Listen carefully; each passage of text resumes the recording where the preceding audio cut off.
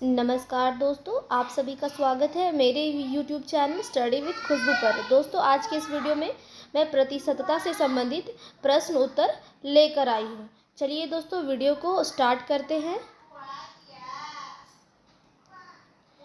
पहला सवाल है दोस्तों, 35 का कितना प्रतिशत 14 होगा। सवाल है 35 का कितना प्रतिशत 14 होगा। तो दोस्तों कितना यानी कि 35 का, तो 35 का मान लेते हैं कि x प्रतिशत जो है वो हो जाएगा 14। अब इस तरह हम लोग उसको सॉल्व करते हैं। 35 का x प्रतिशत, दोस्तों प्रतिशत का मतलब होता है बटा 100 बराबर 14। अब हम लोग इसको सॉल्व करते हैं। 35 गुना हो जाएगा आपका x से, 35x बराबर ये 100 जो है वो 14 से गुना हो जाएगा। इस प्रकार दोस्तों x बराबर निकालेंगे 1400 बटा 35। अब हम लोग इसको 5 से काट देते हैं। 5 सते 35, 5 दूनी 10,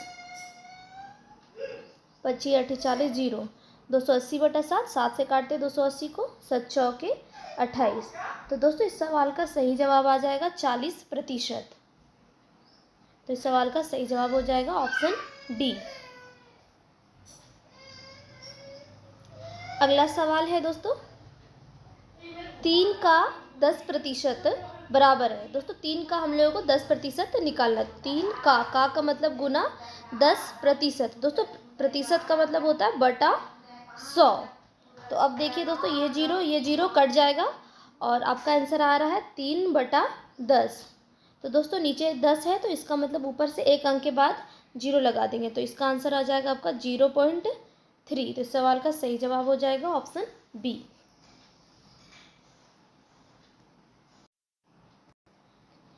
अगला सवाल है दोस्तों, दशमलव में व्यक्त करने पर 200% बराबर है।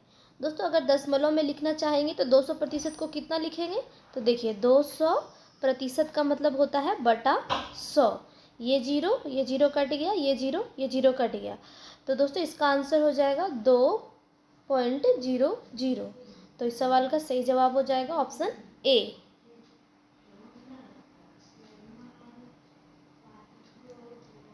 अगला सवाल है दोस्तों, निम्नलिखित में से 0.635 के बराबर है।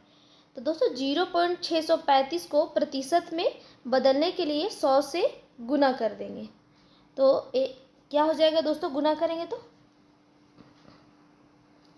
जैसे कि दोस्तों इसको गुना करेंगे तो आपका 635 और 2 ठो लड्डू एक साथ हो जाएगा। 3 अंक के बाद पॉइंट दोस्तों 1 2 3, तो इधर से दाहिनी ओर से 3 अंक के बाद पॉइंट बिठा देंगे 1 2 3। तो दोस्तों इसका आंसर हो जाएगा 63.5%। ये देख लीजिए कौन सा ऑप्शन में है, तो ऑप्शन नंबर बी में। तो इस सवाल का सही जवाब हो जाएगा ऑप्शन बी।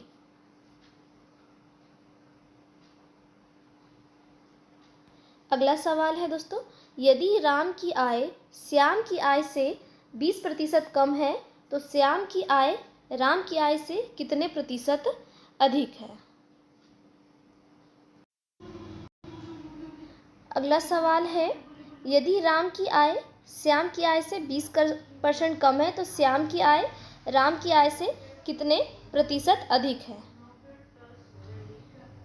तो दोस्तों यहाँ पर मान लेते हैं, माना कि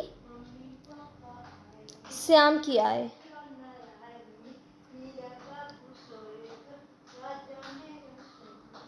दोस्तों श्याम की आय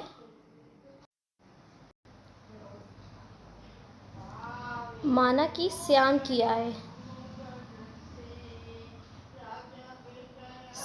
आय 100 रुपये।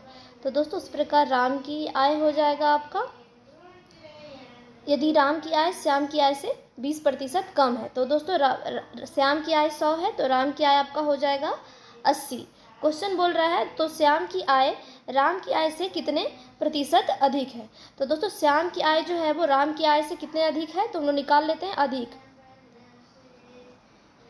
100 माइनस 80, तो दोस्तों आपका आ जाएगा यहाँ पर 20।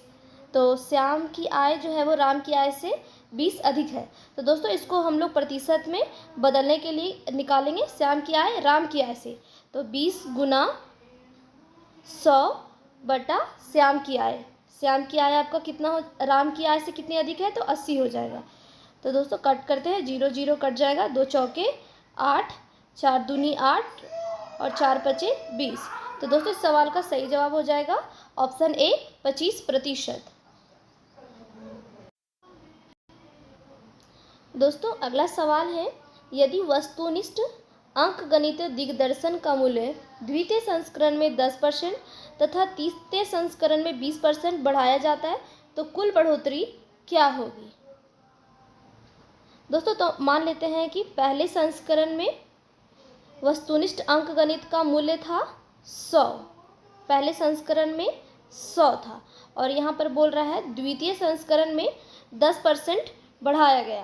तो दोस्तों 100 का 10% 10 होगा। तो इस प्रकार द्वितीय संस्करण में आपका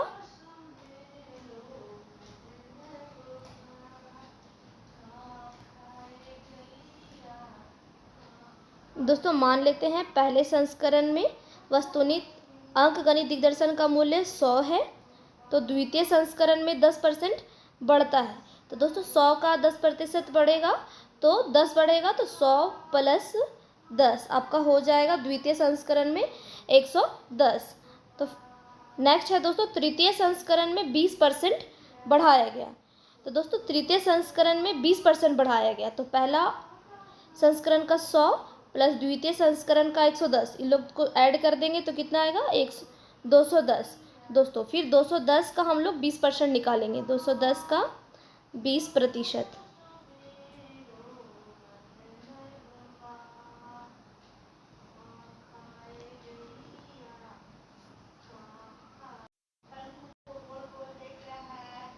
दो सौ 20 का 20%,